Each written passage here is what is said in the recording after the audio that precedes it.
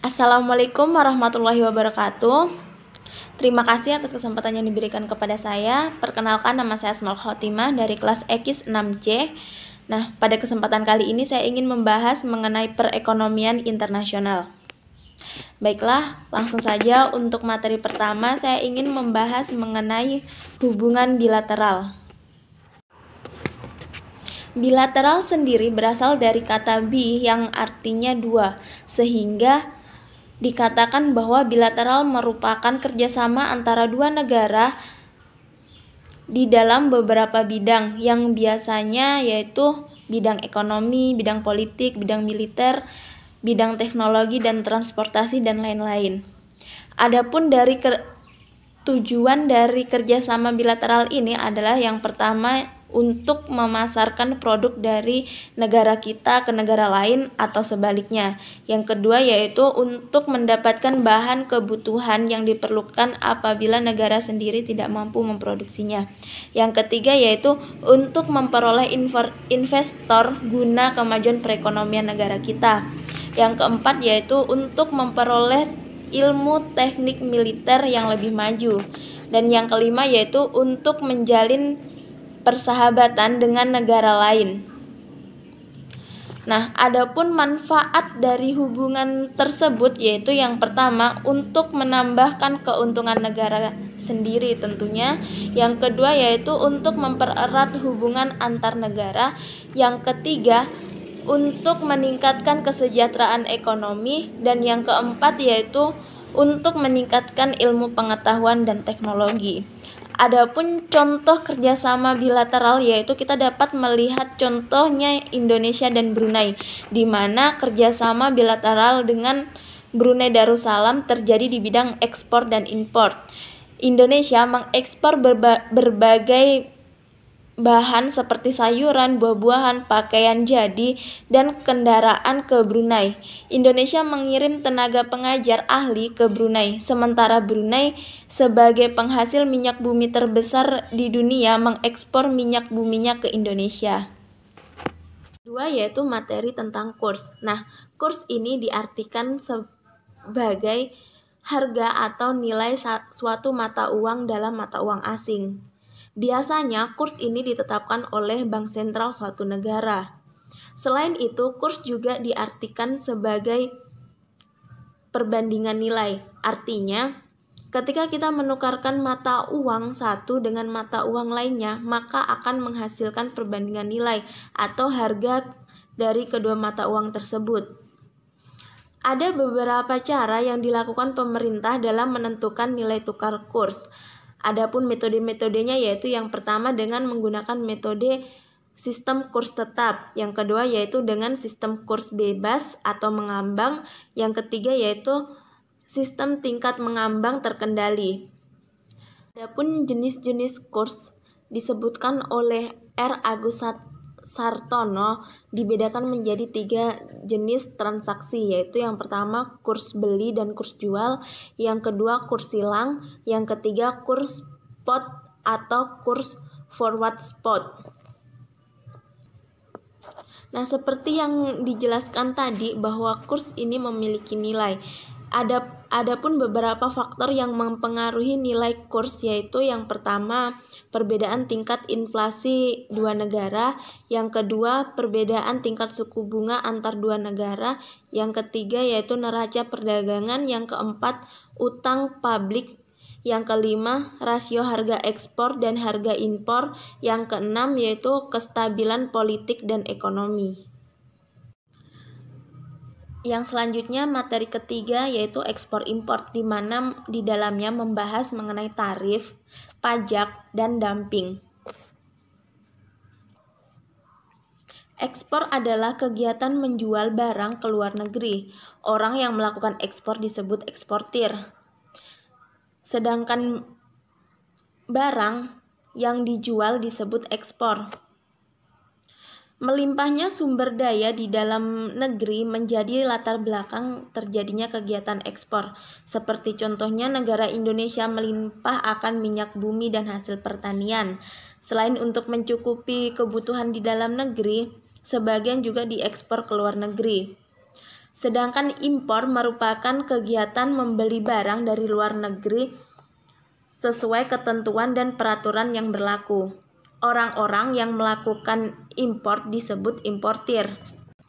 Adapun barang yang dibeli dari luar negeri disebut impor. Keterbatasan sumber daya manusia menjadi salah satu alasan terjadinya impor. Seperti contohnya Indonesia belum bisa membuat barang elektronik, mobil, motor, dan lain-lain. Oleh karena itu, Indonesia mengimpor barang-barang tersebut dari luar negeri. Adapun tujuan ekspor dan impor yaitu untuk membuka pasar baru di luar negeri, untuk memperoleh laba yang berupa devisa, dan untuk memperoleh harga jual yang tinggi. Selain itu juga untuk memenuhi kebutuhan masyarakat importir. Yang selanjutnya yaitu tarif. Tarif adalah salah satu kebijakan pemerintah dalam negeri dalam mengatasi perdagangan dalam negeri dan merupakan salah satu devisa negara. Adapun jenis tarif ada dua, yaitu ekspor dan impor. Tarif dalam ekspor dan impor merupakan pungutan yang dibebankan untuk semua barang-barang yang melewati perbatasan,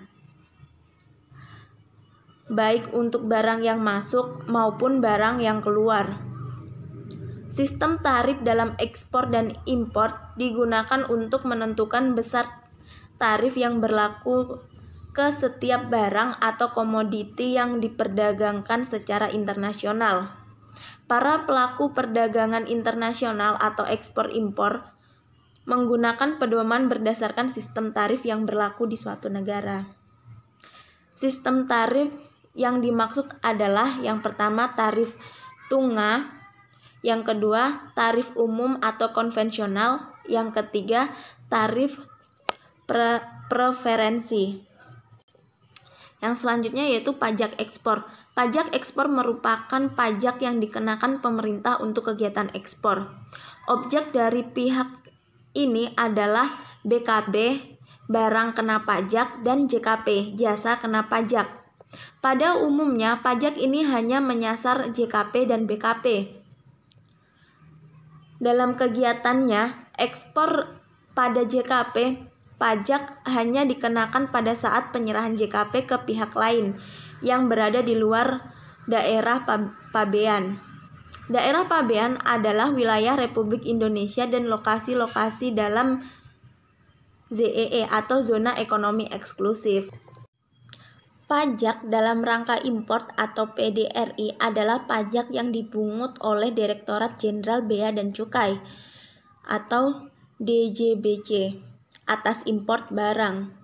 PDRI menjadi salah satu pungutan yang dikenakan terhadap importir di luar bea masuk dan cukai. PDRI hanya memiliki satu jenis tarif, yaitu ad valorem, dan tidak ada tarif yang dikenakan secara spesifik. Hal ini berbeda dengan bea masuk yang sistem pungutannya menggunakan dua skema tarif, yaitu ad valorem dan spesifik. Yang selanjutnya dumping. Dumping adalah penjualan barang secara besar-besaran di daerah pemasaran lain, biasanya di luar negeri dengan harga yang lebih rendah jika dibandingkan harga penjualan dalam negeri. Tujuan dumping adalah untuk bisa masuk dan menguasai pasar internasional, atau cara ini dilakukan oleh produsen yang ingin mempertahankan produksi produk-produk yang kurang laku di pasar dalam negeri. Mematikan kompetisi di pasar internasional juga menjadi tujuan dumping lainnya yang paling umum.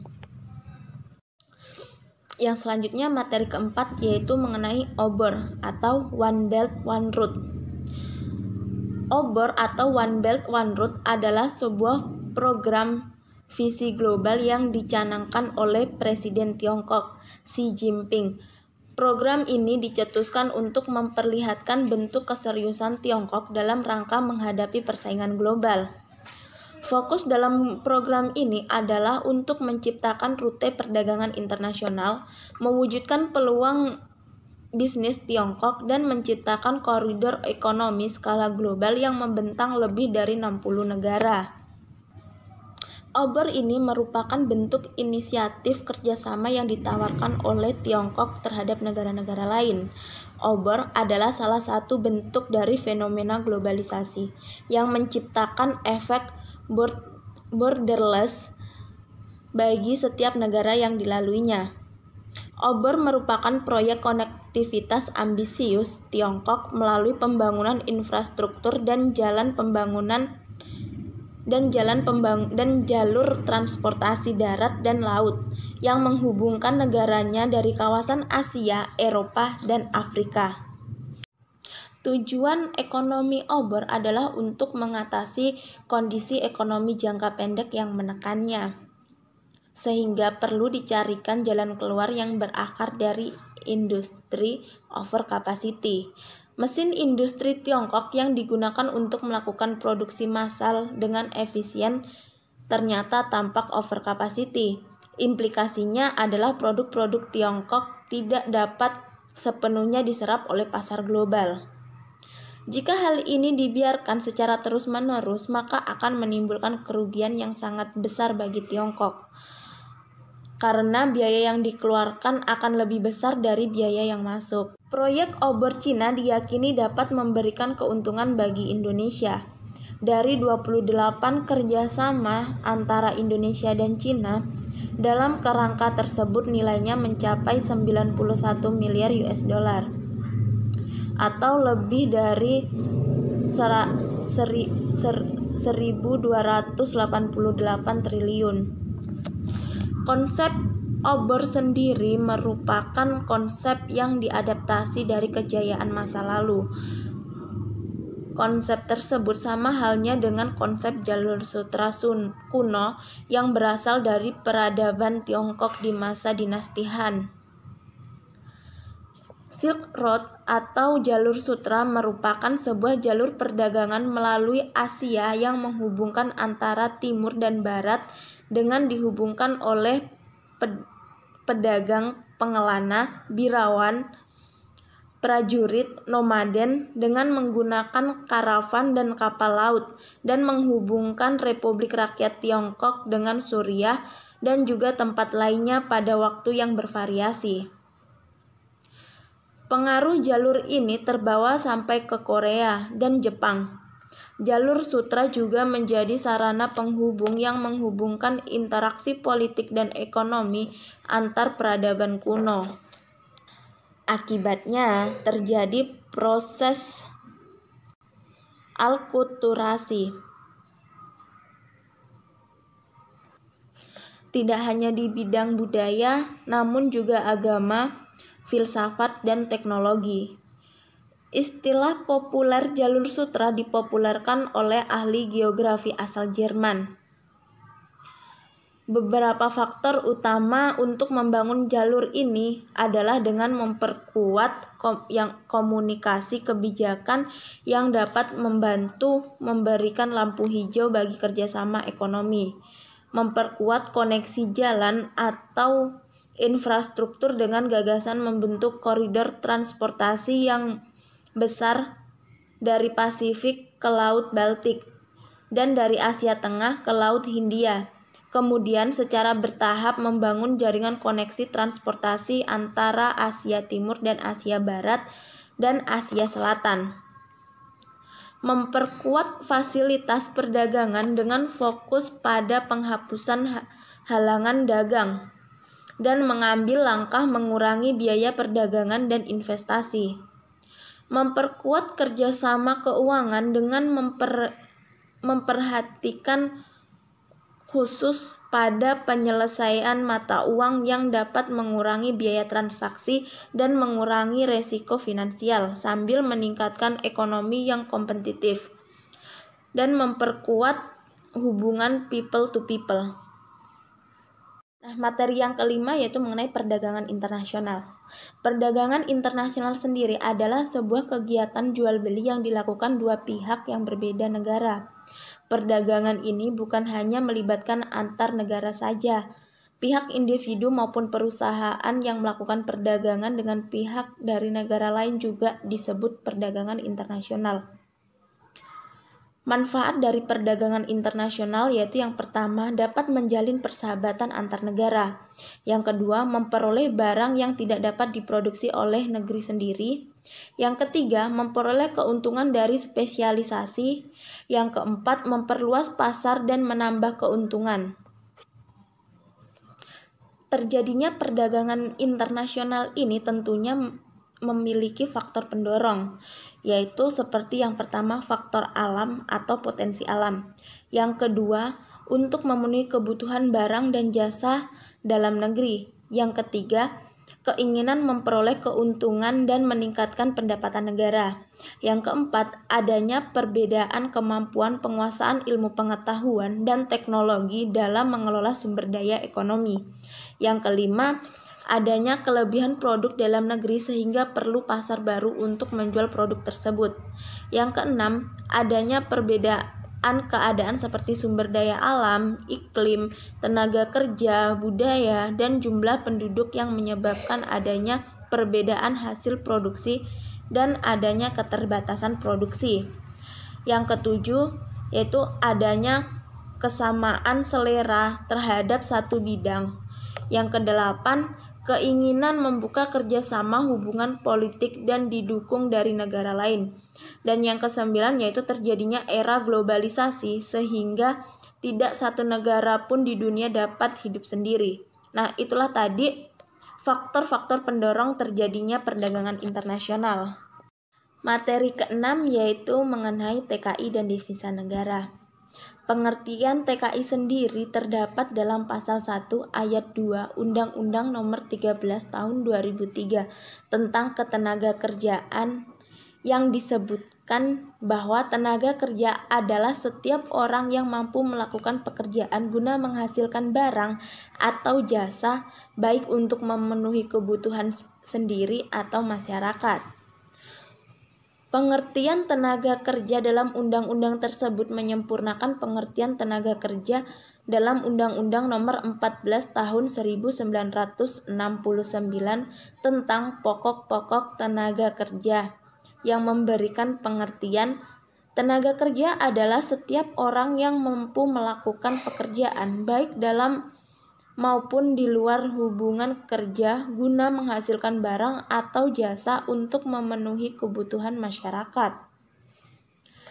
Berdasarkan pasal 1 Undang-Undang Nomor 39 Tahun 2004 tentang penempatan dan perlindungan tenaga kerja Indonesia di luar negeri. Tenaga kerja Indonesia adalah setiap warga negara Indonesia yang memenuhi syarat untuk bekerja di luar negeri dalam hubungan kerja untuk jangka waktu tertentu dengan menerima upah. Adapun TKI yang pergi bekerja di negara lain ada dua macam dilihat dari skill atau kemampuan mereka, yaitu TKI yang pertama TKI yang bekerja di luar negeri yang memang memiliki skill di bidang tertentu. Contohnya orang yang bekerja di perusahaan asing luar negeri. Yang kedua yaitu TKI yang dikenal sebagai TKI non-skill, yaitu TKI yang bekerja sebagai pembantu rumah tangga maupun pengasuh anak.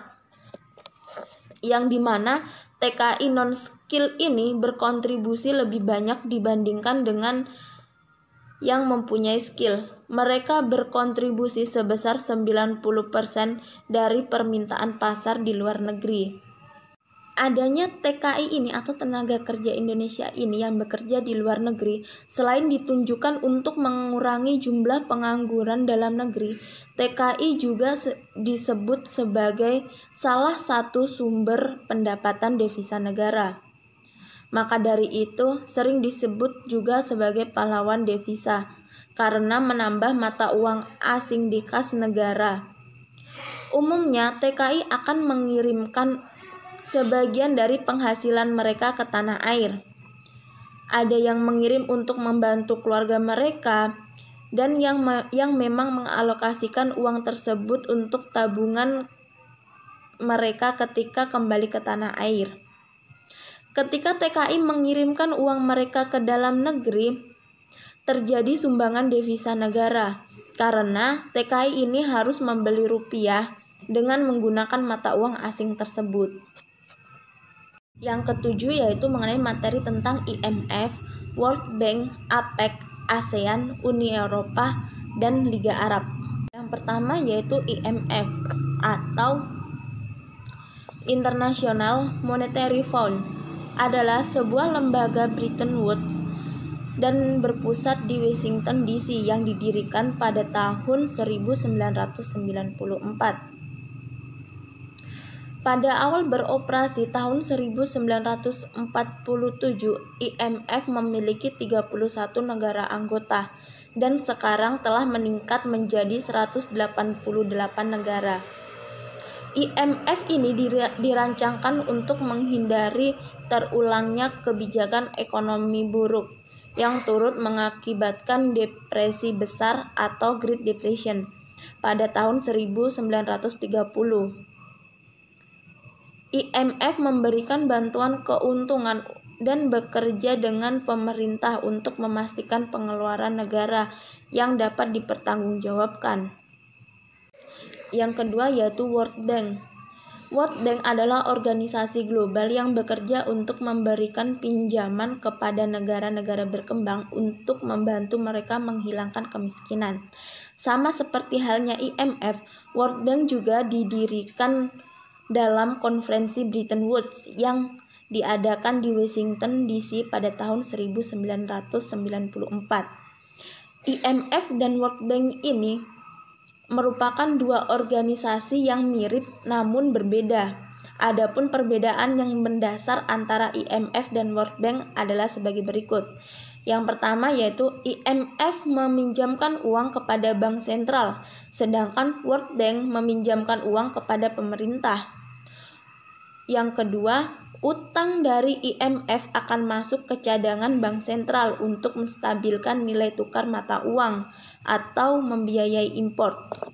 Sedangkan utang dari World Bank akan masuk ke APBN dan digunakan untuk pembangunan. Yang ketiga, jika bank sentral independen dari pemerintah, utang bank sentral tidak dianggap sebagai utang pemerintah.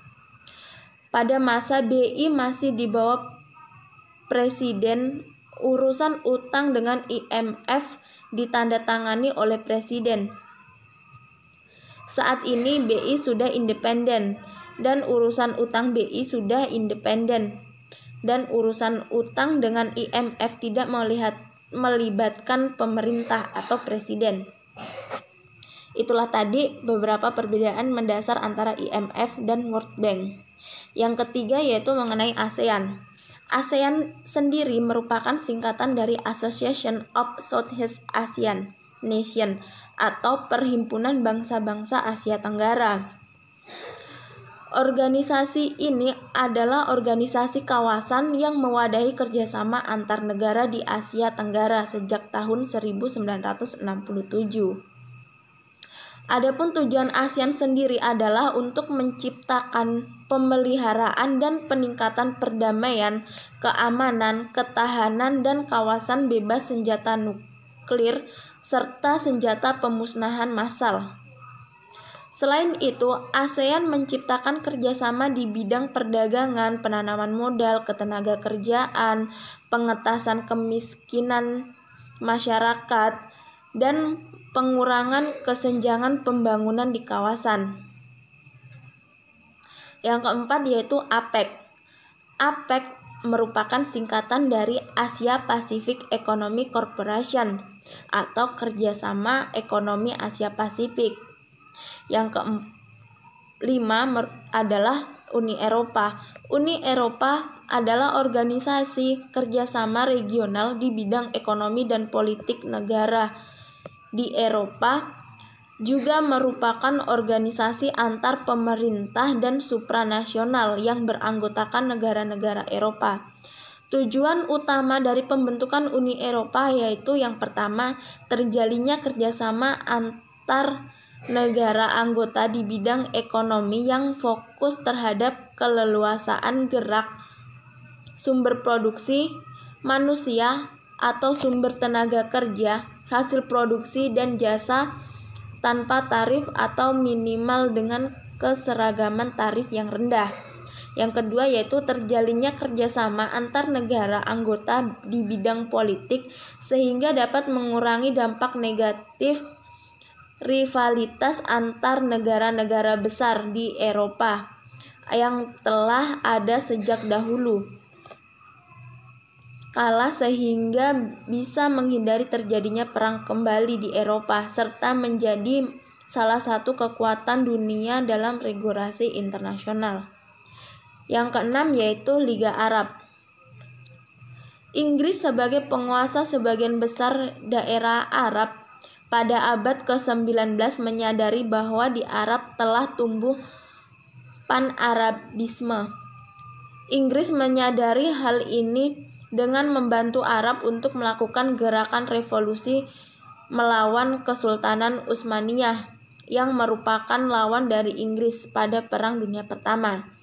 Inggris berjanji mereka akan membantu bangsa Arab untuk membentuk sebuah negara persatuan di bawah kepemimpinan Husain bin Ali di Mekah. Histori mencatat Liga Arab dibentuk untuk mendorong pertumbuhan ekonomi di kawasan Arab. Selain itu, guna menyelesaikan perselisihan di antara anggotanya dan juga mengkoordinasi tujuan-tujuan politik. Materi yang ke-8 yaitu mengenai saham-saham internasional yang di dalamnya dibahas yaitu IHSG, NYSE, HSBC, KLSE, DOE, JONES, dan lain-lain. Yang pertama yaitu mengenai IHSG atau Indeks Harga Saham Gabungan. Indeks harga saham gabungan ini pertama kali dikenalkan pada tanggal 1 April 1983. Tapi hari dasar perhitungan IHSG adalah tanggal 10 Agustus 1982 dengan nilai 100. Kalau IHSG mempresentasikan rata-rata dari seluruh saham di BEI LQ45 hanya menghitung indeks untuk 45 saham unggulan yang cukup aktif. Jakarta Islamic Index atau JEI memuat 30 saham pilihan yang sesuai namanya. Memuat saham yang memiliki kesamaan di bidang bisnis, sedangkan indeks individual tentu saja satu saham saja. Adapun fungsi IHSG yaitu yang pertama sebagai penanda arah pasar, yang kedua pengukur tingkat keuntungan, dan yang ketiga sebagai tolak ukur kerja portofolio. Yang kedua yaitu New York Stock Exchange atau NYSE. NYSE atau Bursa Efek New York merupakan bursa efek tertua di Amerika Serikat, sekaligus menjadi bursa tradisional terbesar di dunia. Perdagangan di lantai bursa dilakukan dengan sistem lelang ganda, ditangani oleh pialang yang mewakili pembeli dan penjual dan oleh spesialis satu untuk setiap efek yang terdaftar. Pada awalnya dijalankan sebagai organisasi swasta, NYSE menjadi satu entitas publik pada tahun 2005 menyusul akuisisi Bursa Perdagangan Elektronik Archipelago. Sejarah New York Stock Exchange berawal pada tahun 1792. Yang ketiga yaitu HSBC atau The Hong Kong and Shanghai Banking Corporation Limited. HSBC adalah salah satu organisasi perbankan dan layanan keuangan terbesar di dunia, dengan kantor-kantor cabangnya di pasar yang mapan dan berkembang pesat sebagai pelopor perbankan modern, terutama di negara-negara Asia. HSBC memiliki sejarah panjang di Indonesia. HSBC membuka kantor di Indonesia pertama di Jakarta yang dikenal sebagai Batavia pada tahun 1884. Yang keempat yaitu KLSE atau Kuala Lumpur Stock Exchange. Adalah sebuah perusahaan induk bursa yang memberikan layanan berbeda yang berkaitan dengan perdagangan derivatif dan sekuratif dan lain-lain. Pada tahun 1960, Bursa Saham Tanah Melayu telah didirikan dan diperdagangkan saham publik dimulai pada 9 Mei pada tahun 1961. Sistem papan telah diperkenalkan di mana 2 buah kamar dagangan masing-masing satu di Singapura dan di Kuala Lumpur telah terhubung oleh barisan-barisan online telepon terus menjadi satu pasar tunggal dengan saham-saham serupa dan saham-saham tercantum di satu set harga yang tunggal dan kedua papan. Bursa Saham Malaysia telah dibentuk secara resmi pada tahun 1964 dan pada tahun berikut dengan pemisahan Singapura dari Malaysia, Bursa Saham terus berfungsi di bawah Bursa Saham Malaysia dan Singapura. Yang kelima yaitu Dow Jones. Indeks Dow Jones merupakan indeks tertua dan indeks paling dikenal. Indeks ini pertama kali dikenalkan oleh para editor dari harian The Wall Street Journal, yang induk perusahaannya adalah Dow Jones dan Co. Pencipta indeks Dow Jones adalah para editor dari Wall Street Journal dan pendiri Dow Jones adalah CEO Charles Dow. Indeks Dow Jones dirancang untuk menggambarkan perekonomian Amerika Serikat. Ketika diluncurkan, indeks itu berisi 12 emiten yang terdiri atas 4 perusahaan kereta api, perusahaan kapas, gas, gula, tembakau, dan minyak. General Electric merupakan salah satu perusahaan tertua yang merupakan anggota indeks sejak diluncurkan hingga tahun 2016. Materi yang ke-9 yaitu mengenai kebijakan luar negeri. Nah, kebijakan luar negeri juga bisa diartikan sebagai seperangkat rencana dan komitmen yang menjadi pedoman bagi perilaku pemerintah dan hubungan dengan aktor-aktor lain di lingkungan eksternal, yang mana rencana dan komitmen tersebut diterjemahkan ke dalam langkah-langkah dan tindakan yang nyata berupa mobilisasi sumber daya yang diperlakukan untuk menghasilkan suatu efek dalam pencapaian tujuan. Secara analisis, kebijakan luar negeri melayani fungsi politik tertentu untuk negara, dan fungsi yang paling umum adalah yang pertama, melindungi keamanan nasional, misalnya dengan mengembangkan kekuatan militer dan masuk ke aliansi keamanan dengan negara lain. Yang kedua yaitu menjaga dan meningkatkan kekuatan ekonomi nasional dan kesejahteraan, misalnya dengan membuka pasar luar negeri untuk ekspor barang dan investasi asing. Yang ketiga yaitu membina pembangunan daerah strategis penting dan negara melalui bantuan pembangunan bilateral dan multilateral. Yang keempat yaitu mendukung martabat manusia melalui misalnya bantuan kemanusiaan dan hak asasi manusia. Adapun tujuan dari kebijakan luar negeri yaitu yang pertama tujuan kepentingan dan nilai inti, yang kedua tujuan jangka menengah, dan yang ketiga yaitu tujuan jangka pendek. Materi yang ke-10 yaitu mengenai OPEC atau Organization of the Petroleum Exporting Countries. Negara-negara yang menjadi anggota OPEC ini merupakan negara yang melakukan ekspor minyak bumi. OPEC sendiri berdiri di tanggal 14 September tahun 1961 di Baghdad, Irak.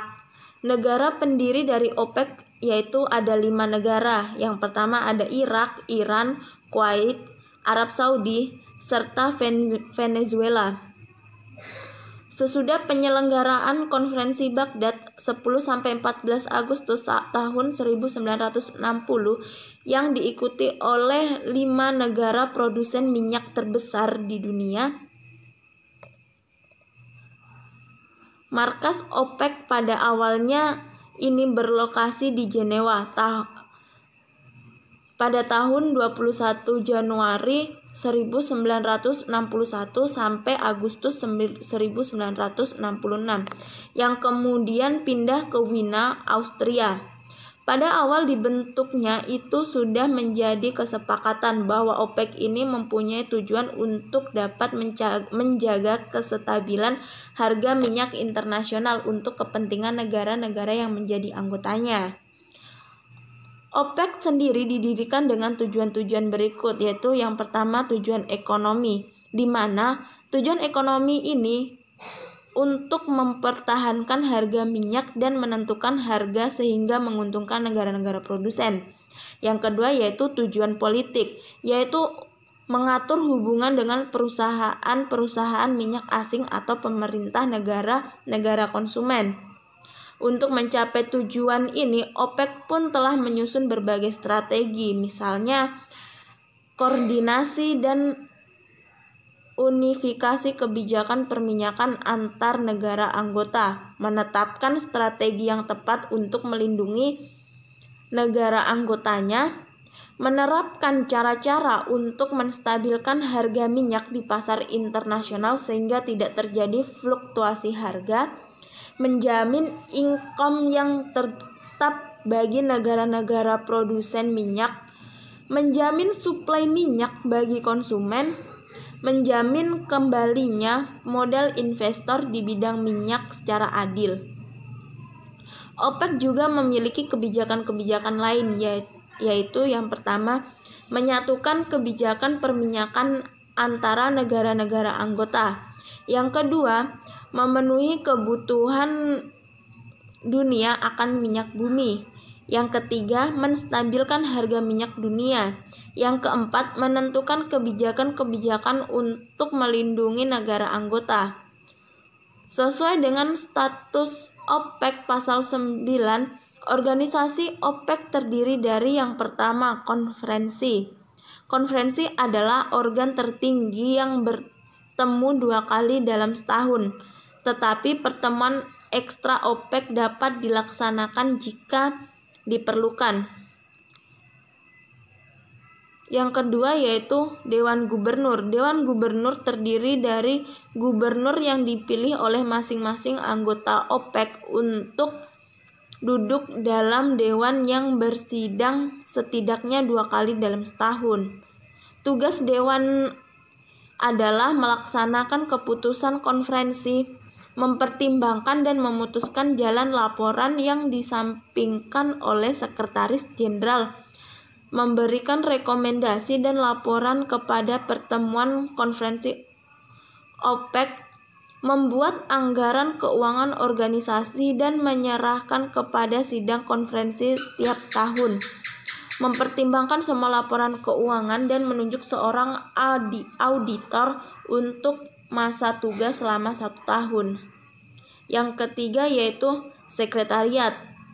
Sekretariat adalah pelaksanaan eksekutif organisasi sesuai dengan status dan pengarahan dari Dewan Gubernur. Sekretariat Jenderal adalah wakil resmi dari organisasi yang dipilih untuk periode 3 tahun dan dapat diperpanjang 1 kali untuk periode yang sama. Sekretaris Jenderal harus berasal dari salah satu negara anggota. Dalam melaksanakan tugasnya, Sekjen bertanggung jawab kepada Dewan Gubernur dan mendapat bantuan dari para kepala divisi dan bagian. Sekian materi yang dapat saya sampaikan pada kesempatan kali ini. Saya ucapkan banyak terima kasih dan mohon maaf apabila ada kata-kata yang tidak sesuai dan tidak berkenan. Saya ucapkan wassalamualaikum warahmatullahi wabarakatuh.